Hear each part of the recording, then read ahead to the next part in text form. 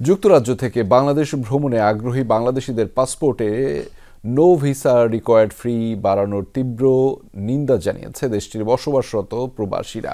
ব্রিটেনের প্রবাসীদের জন্য ৪৬ পাউন্ড থেকে ৭০ পাউন্ড করা হয়েছে নো ভিসা রিকোয়ার্ড ফি। এই সিদ্ধান্ত পুনর্বিবেচনা করার জন্য অন্তর্বর্তীকালীন সরকারের কাছে দাবি জানিয়েছে দেশটির সামাজিক সংগঠন greater Sylhet development and welfare council UK.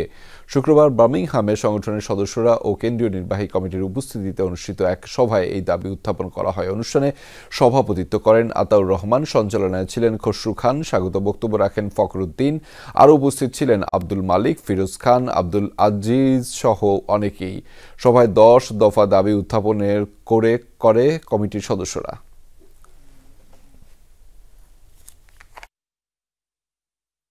প্রবাসীদের যে নো ভিসা রিকোয়ার্ড ফি 46 থেকে যে 70 পাউন্ড করা হয়েছে তার উপর আমরা একটা রেজলিউশন নিয়েছি এবং আমরা কমিউনিটির পক্ষ থেকে তীব্র প্রতিবাদ জানাই। আশা করি আমরা গ্রেটার সিলেট কাউন্সিলকে আগামীতে ভবিষ্যতের প্রজন্মের জন্য আমরা এগিয়ে যাব।